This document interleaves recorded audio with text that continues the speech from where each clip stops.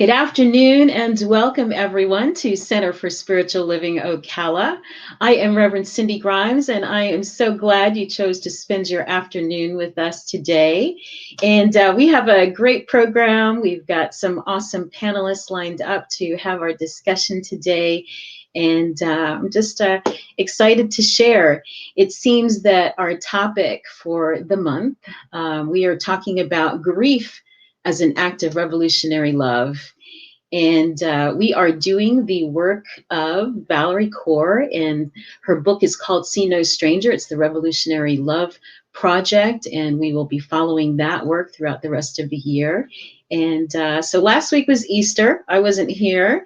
And my beautiful practitioners, Reverend, she is a Reverend actually. Donna is a Reverend in another denomination, but our practitioners, Donna and Norma, held things up for us here, and so I'm very grateful. I'm going to bring Donna in right now. Let's say hello, hello, hello, hello. Everybody, how y'all doing? We are fabulous. I'm fabulous. I hope everybody else is too. I hope so too. Yeah. I love how things come together. People never know, like the behind the scenes stuff that happens and the little tech issues and all of that. So again, thank you for making it happen. And Spirit just let it work out. That we were all able to be here, especially after in Ocala last night, the rain. Oh yeah, we Last had night. a nice little thunderstorm yesterday. Ooh. Yeah, knocked out your power or your internet. The internet's not working, so I'm broadcasting from my phone. Yes. Yeah, well, we can make it happen. I'm telling you. All right. Yeah, Well, I'm going technology. to let me pull myself out of this broadcast for a moment and let you pray us in, and then we'll catch up. Fabulous. All right. Thank you, Donna. Good morning and happy Sunday. Happy reset day. For me, Sunday is my reset day. And so I invite you now to just close your eyes if that feels comfortable for you, or let your eyes go soft as we step into something I lovingly call spiritual mind training, which is actually spiritual mind treatment, but it's a recognizing of the oneness of God and our connection with that. All right, so let us begin. I invite you to take a nice, deep, cleansing breath.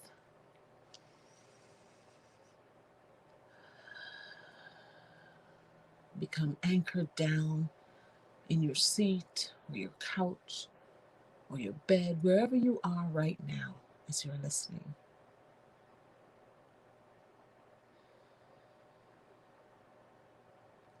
I am recognizing the allness of the one. Life that moves and has its being in all things. It is everywhere. It is the things we can see with our physical senses and the things that we have yet to even discover. It is the first and the last, the beginning, the end. Never ending, always expanding. That which is God essence. Creating knowingness. And because I sit in that very thing that is life, is pulsing through my body right now, then I also know that I am a part of that one supreme, wonderful being I call God. I too am sitting in that space that is life. Every heartbeat, every breath, the sound of blood rushing through my ears, all of it life expressing, God expressing through me, through my voice, through my senses. I know that if it's true for me, then it's true for every other living thing out there. I knew it's true for all our panelists today. I know it's true as we are moving and experiencing life. It is always true that we are one with this magnificent power and presence that is God. And as we practice this thing called revolutionary love, diving into this that is God expressed through Valerie Kerr today. I know that something ignites in each one of us, something ignites in the people who are listening, something ignites in the people who are practicing this that is revolutionary love, that gets us more and more centered to our God knowingness, connecting us and allowing us to open our minds and thoughts and hearts to that which is perfect and true and loving, that which exists everywhere. I'm so grateful for this knowledge. I'm grateful for this modality that is her work. I am grateful for Science of Mind. I am grateful for every single person that comes into contact with this work. I'm grateful for God and life itself.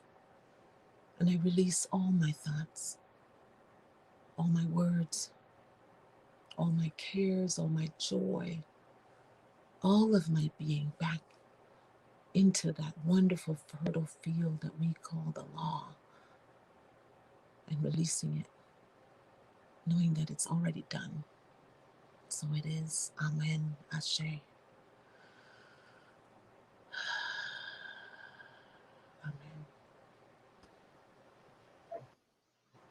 Thank you, Donna, for that beautiful prayer and just opening this space for us to have this conversation today. Yeah. And thanks again for hosting last week while Oh, I it was so was much fun. on the road. Yes, I could see you guys were having a great time. So Oh man, we could have kept talking. Well, we're going to invite Ted to come back Oh, and join absolutely. us. Yes, and continue that conversation. And so I'm going to invite Norma in. Hello, beautiful Hello. Norma. How are Hi, you? Reb Cindy. I'm wonderful. How are you? Oh, wonderful. Doing great. And so Norma is also one of our practitioners at the Center for Spiritual Living. And we are also joined by Reverend Rodney Gittens. How are you, Reverend Rodney? I am great. Thank you. In such wonderful company. How could I not be great? Right. Good to be with you all. Good to see you, Cindy. Yes, Rodney is joining us from the One Love Center for Spiritual Living in Brooklyn, New York. Mhm. So look at that. We're just all over the place today. So, oh, what did I do? What happened to Rodney? I don't know what the heck I just did. I was going to send a chat thing here to just welcome some folks. So anyway, thank you all for joining us this morning. And as I said earlier, we are doing the Revolutionary Love Project from the book See No Stranger. And last month we talked about wonder. This month we're talking about this idea of grief as an act of revolutionary love. And grief has just kind of it's been in the news, it's been in the air. It's like I feel like we're kind of simmering in this feeling of grief since the pandemic started, I right? And now that as we're coming out of it I, too. Yeah. What I do you want to say, Donna?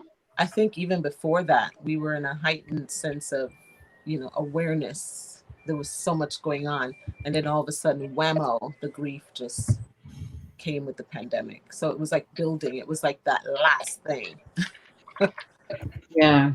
Yes. And certainly so many things have happened, right, since the pandemic hit. Mhm. So anyway, I think it's a valuable conversation and a conversation that can be really helpful for folks if they're struggling. Mhm. Yeah. So I had a few questions, and we may be joined by someone else. So we'll see what happens if he gets the message. It'll be another panelist. But so I thought we'd just start with the first question is what have you been grieving since the pandemic? And just kind of do a little round robin thing. So Mhm. Mhm. we're all going through different stuff. So who wants to start? I will. For other than the obvious, lack of communication and hugs and all that stuff, it actually just within this past year, I've lost two sisters and a mother figure. as in Mummy. I kind of stole Donna's mom from her about 15 years ago. So 2 sisters and a mom. And it's been an adjustment in a lot of ways. Things that, you did with, them, and you go to do those things, or you go to eat at those restaurants, or you do, the things that used to be, your thing with that person, kind of has a different, it's not as meaningful, I think. So, the loss of close family is what I've been grieving. Yeah, for sure. Sure. Yeah. I could go next, piggybacking off of Norma and what she was talking about. I lost my mom since the pandemic started. But also, I think a part of my soul is grieving the patients that we lost, because I was a frontliner at the very beginning of the pandemic. I went to New York and I was in the epicenter of it all. And it takes a toll on you to watch the light leave so many people. And so you're kind of grieving through that. And then, of course, I'm grieving through the family loss that Norm is going through as well, and being there for her. And I think I'm also grieving the loss of my children, because they grew up and left the nest, so they're very firmly on their own and in their own housing. So it's empty nesting a little bit. And I think grieving my love for nursing as well. Again, the pandemic really made being a nurse very difficult. And it also made it, being a nurse, very lucrative. But it took its toll on me. And so that's what I've been grieving. Yeah. Yeah, I have a friend that is another friend that's a nurse too, that's actually retired. And we were talking a few weeks ago. And she could go right back to some of those families that really touched her life. Mm-hmm. And, it's like reliving it all over again, the tears, everything. Like there's, so much pain that goes along with that work, with what you all do. That it's important to be able to have the outlets and the ways to work through it and to release that pain. So, yeah, thank you both. I mean, for what you did as, doing on the front line as a nurse, you and Norma being in New York City, but also, with all that you've gone through personally, to be able to keep forging through, both of you, and losing your moms. I mean, my heart just aches for you, and has since you went through all of that. So thank you for sharing. Did you want to say anything, Rodney, about your, what kinds of things you're grieving? Well, I think overall,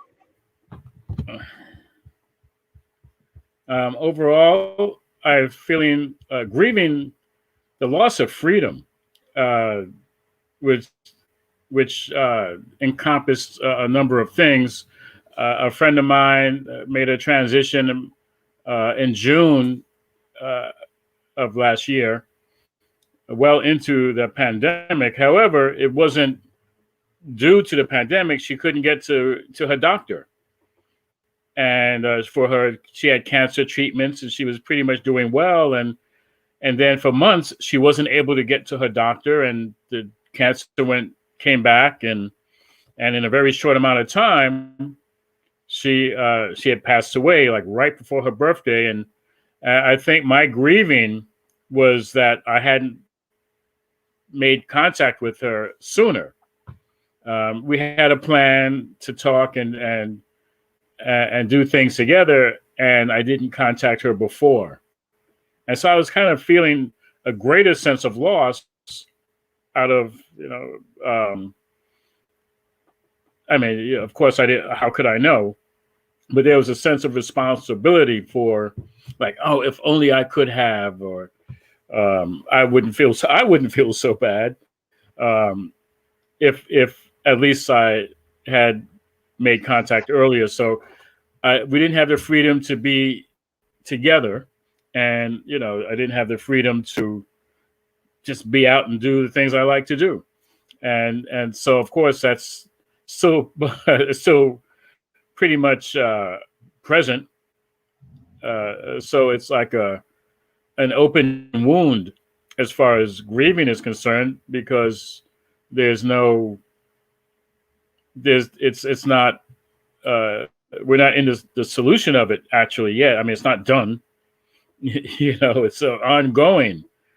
So the grief is still ongoing, without it being how to say we want closure. Well, we're far from closure, as long as we're still, or I'm still feeling this loss of freedom. And so that's kind of, no family members. I had some friends who made their transition, and there was a surprise of it all. However, I didn't feel a great sense of loss. Some of it is based on my spiritual belief. However, still, there's still the feeling of missing people, the sense of loss, and not being able to go to a funeral, not being, or attend a memorial service or anything in person, which I feel that sense of loss more than sense of loss of freedom. So I'll say that. Yeah. Thank you, Rodney. So I guess I'll piggyback off of that, because I was really blessed that no one close in my inner circle, got sick. Even I was the only one that got sick in my circle, and thankfully I recovered. But we didn't have anything as far as people losing their lives in my close personal family. But there was a lot of other loss. There were events that happened, like my ordination didn't happen, and of course there's the Sunday gatherings and all of the holidays and things that we didn't get to participate in. So there was that, but mainly just the feeling of pain. I'm one of those empaths, like Don, I know you know what I'm talking about there, where you feel people's stuff. And so I feel, not just my own stuff, but kind of everybody else's. So it's been an interesting year. It's a really interesting year. I wanted to show a quote here that I think sums up a lot of what is in this conversation around grief in the Revolutionary Love Project. And I'm just going to pop this quote up here. And it says, "Grief is not a disorder, a disease, or a sign of weakness. It's an emotional, physical, and spiritual necessity. Grief is the price we pay for love. The only cure for grief is to grieve." And that is from Rabbi Earl Grollman. Again. So I just wanted to throw that quote out there to you all. And I think he put together a few really important phrases and ideas about grief in that statement, right? So like the first thing is that grief is natural and normal, right? Yeah. But I think it's also natural and normal to try to suppress it because it feels so painful at first. And so we try to get a hold of it. So we try to suppress it, and it just makes it last that much longer. Yes. Yeah, I totally agree with that, because it doesn't go away. No. Just because you may be keeping yourself from feeling it, pushing it down in whatever way you need to feel it, it's still in your system, and it's still going to come up in some way. May not come up now, but it may come up years from now. There are triggers that will just touch on that pain. And when it does, kaboom, if you have not dealt with it. And that's why dealing with it, you'll say, yes, I'm aware that it goes from being a stabbing pain to more of a, oh, it's there. Yeah. And you always know it's there. Mm-hmm. But I think maybe the severity of the pain dissipates. I think or it can come in waves, right? Yeah. Yeah, it changes. I've noticed that the more that I have done the grieving process around my mother, the more that it just now it becomes like a fondness as opposed to this painful, heartbreaking thing. I was very close to my mom, and she lived with me and we took care of her. And I was the caregiver and had the pushing back and forth that caregivers go through when you're dealing with somebody who's elderly, who's not paying attention and not doing what they're supposed to be doing. And they're frustrating and they're not eating what you want them to eat. And you have all of this going on while you're trying to build your life. And so I connected to her and I had to go through the grief that said, I'm relieved that she's no longer here, going through the pain, me having to worry and fret about her. And that was a huge blow to me because I was like, oh my God, I'm a terrible daughter for feeling that. But that's part of it. I had to be honest with myself, and that was part of it. And then I just kind of honored my role with her and how much I loved her, and then just allowed for me to jump to the next level. And those stages of grief are real. Yeah. It's so real, especially with something as deep as a loss of a parent. Well, I like the point in that quote where it points out that grief is basically the proof that there was love, and when you're going through the grieving process, usually you're reflecting on all those loving moments, those loving events, those fond things that you're missing. So if you tend to want to focus on the love that was there or that is still there, just because they're gone doesn't mean you no longer love them or no longer love the events or the things that you have done together. It just, gives you that warm spot to focus the grief on. Mm-hmm. And that was what that quote kind of drew out for me. Yeah. And the grief is an honoring, right? It's an honoring of the relationship and the love. And how that shows up for you is how it shows up for you. But the thing is, like to not push it down, right? To give it expression. Even longer. We have someone else that's joined us here, and I'm going to bring him into the screen. I think he's ready. Let's see. We have with us, are you there, Reverend Muada? I am. Reverend Muada, how wonderful of you to join us today at the Center for Spiritual Living. Reverend Muada is the spiritual director at the Center for Spiritual Living in San Francisco, California. Yes? Yes. How wonderful. So we're bi-coastal today. Indeed. We got East Coast and West Coast. How fabulous. Thank you for joining us. So we've got folks that are chiming in. I don't know if you all can see the comments on the side, but I just want to acknowledge people have been talking about some of the losses that they have been going through and experiencing as we've gone through COVID.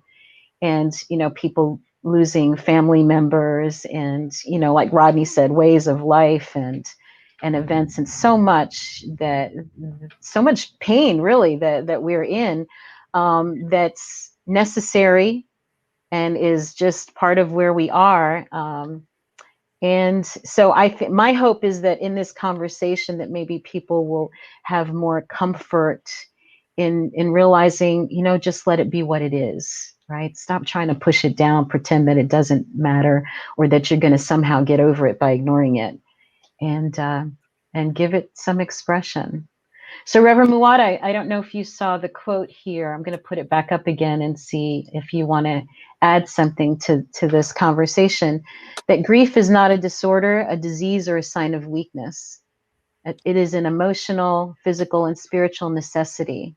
Grief is the price we pay for love, and the only cure for grief is to grieve. Who found that quote? I did. It is from a rabbi. That's an awesome, awesome, awesome quote. Okay, that's probably the best thing I've ever read on grief anywhere. Best quote I can come up with. The only way to cure grieving, the only way to do something is to grieve it. Yeah. I mean, yeah, he didn't say you can't. It's not a disease, so you're not going to cure it. But what I would say about that, a lot of it, has to do. We have a lot of pandemic grief going on right now with the loss of familiarity, loss of comfort zone, loss of all that. And I heard Donna talking about, the loss of a parent, and I know a loss of a parent's a very big deal. I support that statement. Okay, let me just say that first of all, you have to just go through it. It's not about trying to. As a matter of fact, it's extremely unhealthy not to do what Rabbi Earl A. Grollman says. Okay, the only cure for grief is to grieve.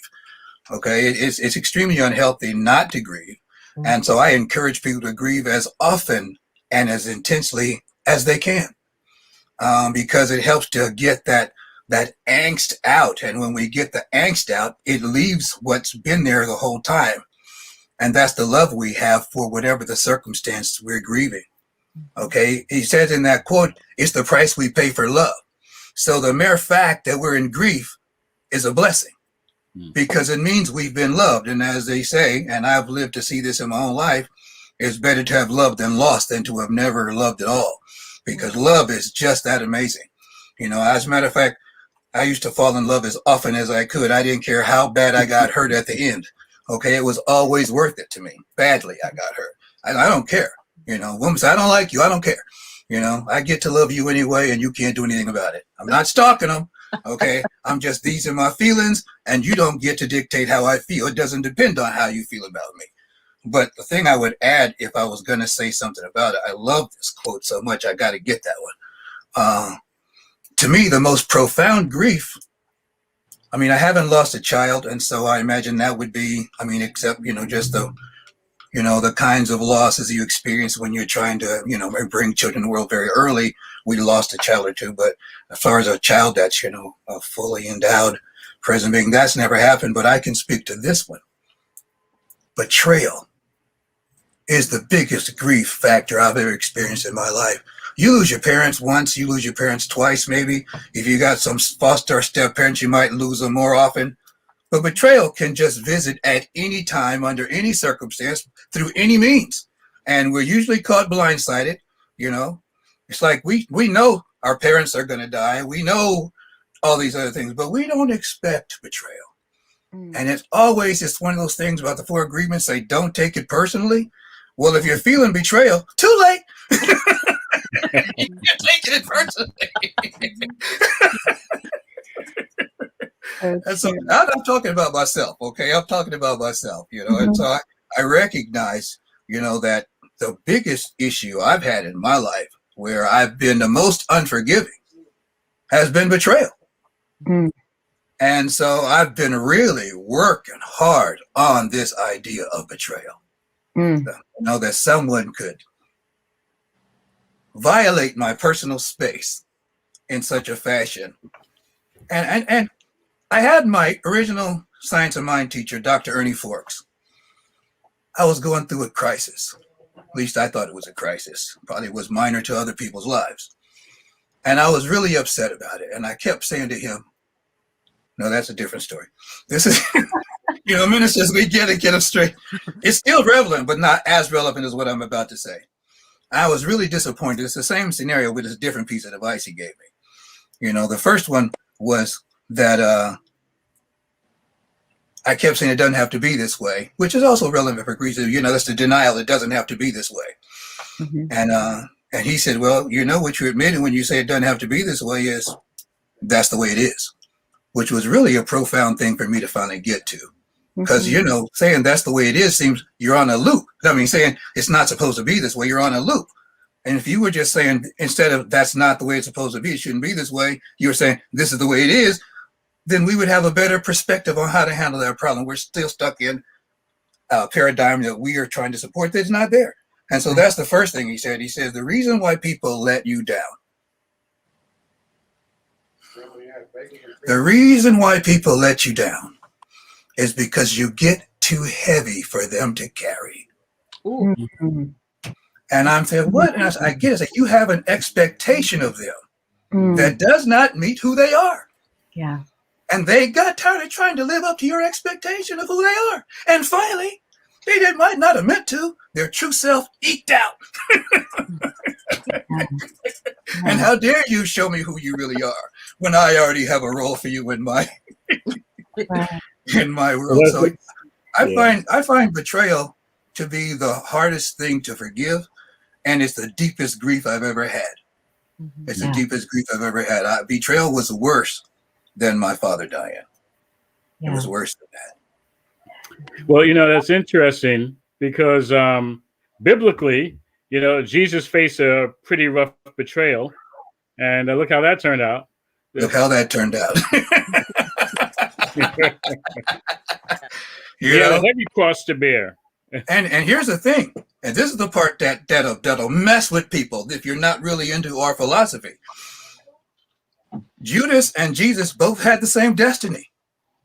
They were both born for the same event, both destined to play different roles in the same drama. They needed one another. He was necessary. Judas was necessary for the story, and our betrayers are necessary.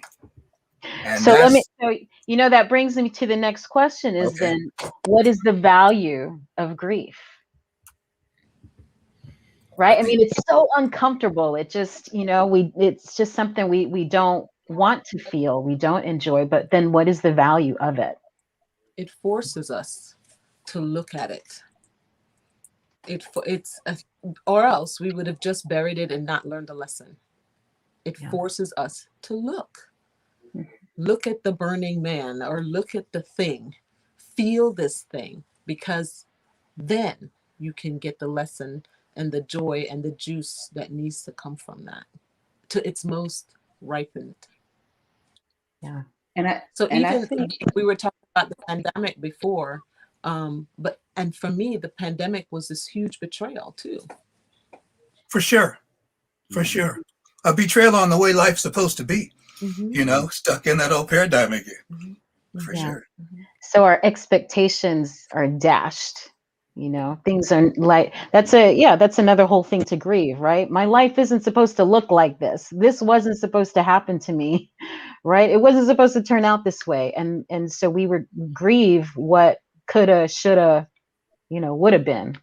I had a story. Yeah, the story. Norma wants to say something. I think particularly in those instances, like in the instance of Reverend Muad was mentioning, the betrayal, that is the most extreme case when it's important for us to try to express revolutionary love. Because, when you focus on the love, even in the cases of betrayal, it helps to lessen the grief, I think. For sure. Yeah. For sure. And what was the question again, Reverend Cindy? What's the value of grief? It reminds me of different cultures where I think maybe in Greece, or maybe it's Catholic or some aspect of Catholicism, where they wear black women, they'll wear it for a year at least, so maybe it takes time to find the value. I mean, I'm not quite sure, the purpose of waiting a year is like, well, we're just going to make good and sure that you're going to get over it, or you're going to go through it. So we're going to wait a year. I mean, I'm not that well versed on the reason. I know in the Jewish faith and the Hebrew faith, they sit Siva. I believe it's for 7 days. Is that right? Anybody know? Shiva, and they grieve for 7 days. I guess you gotta find a value in it because you got 7 days. So there must be value. I guess it's up to each individual to sit with themselves, because in the Jews, they sit on a hard wooden stool, traditionally, and they make themselves go through this pain, physical, as well as, I guess, it generates the emotional pain as well. But that's what they do. They sit for that period of time, and I guess it will be uncovered, the value. My guess. Hopefully, that's a good use of time. So. Thank you for saying that, Ronnie, because it did bring up some ideas for me around that idea, right? That when you have a loss, you want to honor that. And I think it's so wise what, in the Jewish tradition, like you're saying, to say we sit in Shiva for 7 days or whatever the designated amount of time is, and we're going to dedicate that to honoring this individual and the relationship and the love that we shared. And back to, I think it was, I don't know if it was Donna or Norma's point, that in order to feel the fullness of life and all of its experiences, we have to let ourselves feel all the experiences, because you can't shut down selectively. You can't say, I'm not going to feel my sadness, or I'm not going to feel anger, or I'm not going to feel this or that, because it shuts down all of it. And if you can't feel your sadness, you're not going to be able to feel your joy either. That's actually, that's the I'm trying to come up with a metaphor. It's escaping me. That's the train I came. That's the horse I came in on. Right there. I wanted to read a comment that came in from Reverend Mary Ellen. She said the value of playing through grief is freedom and loving myself and letting go in order for my loved ones to continue on their journey.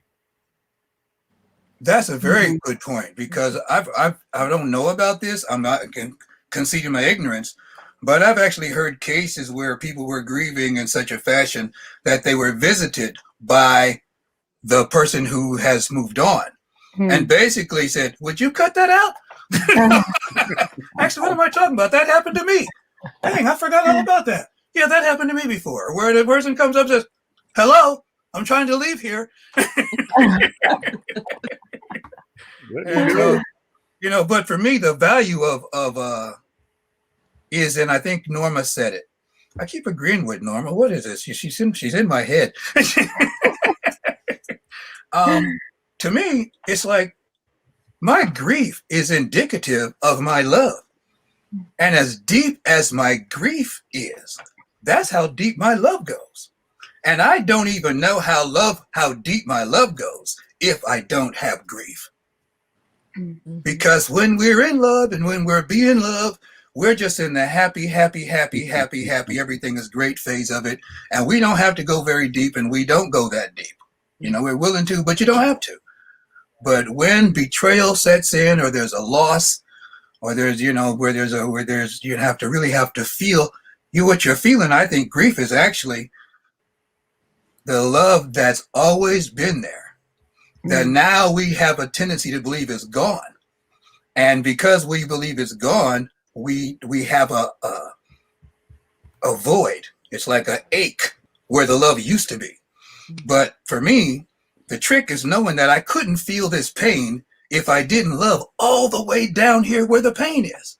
And if I can love all the way down here where this pain is, and I'm hurting really, really bad, the law of correspondence, or even polarity, that means there is an equal ecstasy that I also experience because of this love.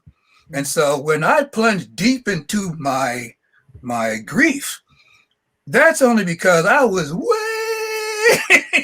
up there. Like the roller coaster gets a real steep climb before it does the deep dive. And so I'm figuring the momentum is going to pull me up on the other side. So I might as well just enjoy the ride. And I embrace grief fully. You too. Okay, I'm the biggest crybaby I know. I believe that's why women outlive men, because you give yourself permission to cry at an early age, and we shut that down. And once, I think I was about 19 when I discovered tears, and it changed my life forever. I changed and I was always a crybaby, and people would try to laugh, especially when you're around men. I always worked around men. And so it's crazy because I'd be crying and somebody started laughing, and then my tears would turn to rage. Oh, you messed up. You would have been better off listening to the crybaby, because now you got the fool. Because it's also masking your anger. You see what I'm saying? And so it can come out either way. But I believe in fully embracing it and going through all the stages. I think there's some stages that aren't on there, because I think surprise is one. It's not necessarily denial, but you're just surprised by it. And you're surprised by all the different things that are happening because of it, and delight, because your new relationship on the other side, if somebody's, I know Donnie, you're talking about your parent, you can have so much. I have better conversations now that my dad is gone than we had when he was around. Oh my goodness. That was the thing that definitely surprised me, because I allowed myself, even in the middle of, and everybody even you, Cindy, were saying that your heart ached. I Yeah. didn't go through that. Mm. It was the most beautiful expression that I could have Yeah. had with my mother. I Cool. felt as if I connected with her so much more when she was crossing over, and that whole experience. And Norma just said it was because we had such a great relationship where we talked a lot and, really connected, that when that experience was happening, I heard her call me, come be home with me because I'm going through this experience. Well, then I called Cindy and said, hey, I got to come home. I got to come home. Mom needs me. And then I realized, wait a minute, she's calling for me to meet her in that in between, Mm. through meditation. Why not just drop into a space of meditation and just talk to her in that space that is Mm. God? Mm. And when I did that, I spoke to her heart to heart and just said, Mom, we're okay. You Mm. can let go. It's all right. You can talk to me anytime. And I love to use my little gold tarot cards because that was the deck I had with me. And I talk to Mommy. And when I'm having difficult times, I'll say, Mommy, what do you think? And then boom, I'd get a card. And she reaches out through my phone. There's a song that I use for her memorials, Supermarket Flowers. It always comes up when I'm talking about Mommy or when I need to connect to her. More than ever now, I feel mother. Mm. Whereas before, I had to be in caretaker role with her. Right, Now right, I right. feel the energy that is mother in its Yes. purest form. And I would have never gotten that had she not crossed. So Mm. now it's like this beautiful gift. You were talking about that, Cindy. What is the benefit? What's the gift there? That was the gift. I get Mm. to experience mother all the time. I never have to be anywhere. I'm not bound by time or space. If I ever am in any kind of issues or having a problem and I need mother energy, I just drop into that meditative space and I get that. There's a flood of that to me now, easily. That's Beautiful. awesome. I If I have a. may, Go if ahead. I may, Reverend Cindy, that's I mean a wonderful segue into your next question, but it Well, reminds me of the topic of good grief. From what Reverend Walker said and Donna, it's like good grief. Like they don't seem to match, but the way you guys explained your experience, that's good grief. it You is good grief. know, And that's where I wanted us to go with this today is, again, even though it feels so painful as we're going through it, that there really is a necessity and value and beauty, and it is the opening to greater joy. Mhm. Um, we're getting signals because we broadcast this on the radio, half-hour segment. So we're past our half hour. So what I want to do is just take one more round of questions. And this has been such a rich conversation. We are going to be talking about this topic of grief from different angles throughout the rest of the month. Because there's a lot more here as we can see. But I just wanted to close it out, Rodney, with that idea of what kinds of things, what practices have helped you in your process of grieving. And Donna, you already really opened the door to that. You started that conversation already. So is there anything anyone else would like to share for the folks that are watching and that may be going through something themselves? well, I would certainly say meditation. I agree wholeheartedly with that because in the stillness and in the quiet, I find myself more open to receive messages that are going to be for my greater good to go through that experience in that situation. And reading on the subject helps because it helps me to get out of my mind and my limited thoughts and thinking and belief about grieving. So being open to reading about to the discussion about it is healing because that way the work I'm not trying to work only through my limited resources of my own history of dealing with grief, which most of the time wasn't healthy. Okay, so I say the meditation will be open more to the resources available that make a difference for me. Okay. Thanks, Rodney. That's where my mind immediately went to the meditation process, because it's very clearing. But also for me, like going to these places that, like particularly with my sister, she loved to eat out, and going to the places that we've shared together. And at first it was painful, but then the more you go and be in the process of the experience of being with these people, this person, whatever, it gets easier and it actually becomes almost fun.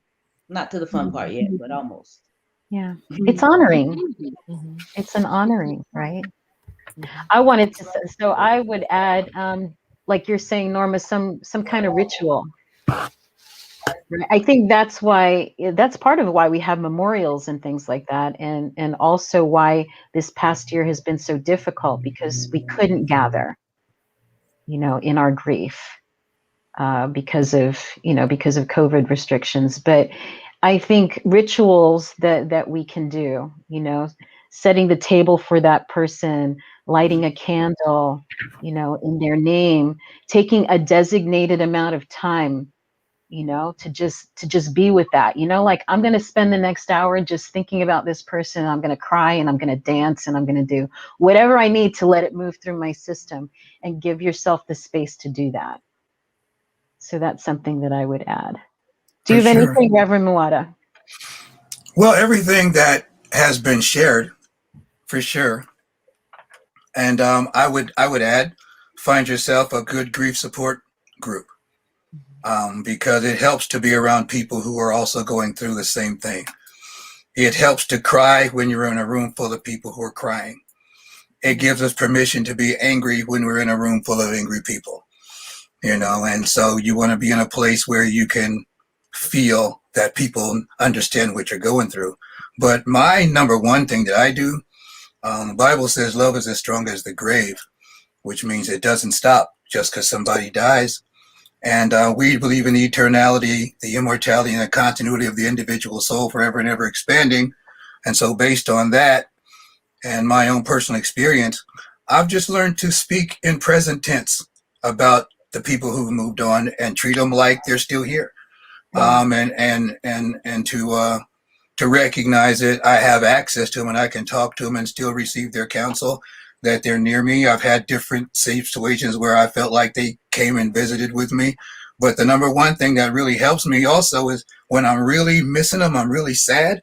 This is my dad I'm talking about. Sometimes I just want my dad, man. And this, when I'm in those places, I feel that, and I'm feeling those tears inside of me, and I ask myself, well, if my dad was here right now, what would he give me? What would he do seeing me in this condition? And I'm thinking, well, maybe he is here. Maybe that's why I'm feeling all weepy, because I'm feeling his presence. And if he's here, he would give me a hug. And so one of the things I do when I'm feeling sad, I just give myself a hug, and I'm hugging my daddy. And I just cry, and I love you, daddy. It's funny, when he died, he wasn't my father anymore. He went right back to daddy, like I'm a little boy. And I hug my daddy. I hug him just like he's standing in front of me, and I just hug him, and sometimes I just weep and I hug it. It helps me. Wow. What a rich conversation. Thank you all for joining us this afternoon. And gosh, I look forward to doing this again. Me too. We're getting some beautiful comments over here. I think people have really enjoyed this conversation. So do join us if you're available and you have the time. Reverend Rodney, Reverend Muada, I think Don and Norma are going to be there anyway. We do a Zoom conversation after this with members of our community, and just continue the conversation. I know I think it's touched something in all of us. So thank you so much. Appreciate you all, and I hope to see you on Zoom in a little bit. Yes. Okay. All right. Fabulous, fabulous. Okay, let me close this out here. Bye, Reverend Rodney. See you in a bit. See you, Reverend Wada. Norma, catch you on the other side, and Donna. Oh my gosh, wasn't that a great conversation? I thank you all for joining us and for staying with us throughout this talk. And it's time for us to celebrate, our gifts and our tithes and the generosity of our community. And we have, you know what? I didn't even do our official welcome. I was like all discombobulated today. But here is our blessing, our affirmation for sharing our gifts and tithes. And I'm going to invite you to support our community. We have a couple of ways for people to do it. There's a banner going across the bottom of the screen where you can donate via PayPal to cslocala.org/donate, or you can text to tithe. You can text the phone number scrolling across the bottom from your cell phone at 352-320-5110. You put in the amount that you would like to send to the center, and it will go right from your bank account to our bank account. And so we are just so grateful for everyone that gives to the Center for Spiritual Living, for everyone that is in alignment with our vision and our mission of creating a world that works for everyone. And so I invite you to say this affirmation to yourself. It is the nature of life to give of itself. As it is the tree's nature to bear fruit and the flower's nature to bloom, it is my nature to share the gifts of my time, talent, and treasure. I participate in the divine flow of life, giving generously and receiving abundantly. I am blessed and I am a blessing. I am so very, very grateful. And I am grateful for each and every one of you.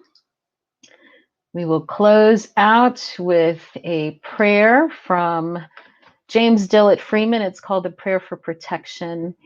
And again, I invite you all to join us after this on Zoom, live with our panelists. And we'll just get your prayer requests and just all get caught up and wish everyone well. This is a great way to kick off our week. So here is our prayer for protection. The light of God surrounds us. The love of God enfolds us. The power of God protects us. And the presence of God watches over us. Wherever we are, God is, and all is well. I pray you have a phenomenal week and that any challenges before you turn into stepping stones to your greater yet to be. Love and blessings. Thanks for joining us.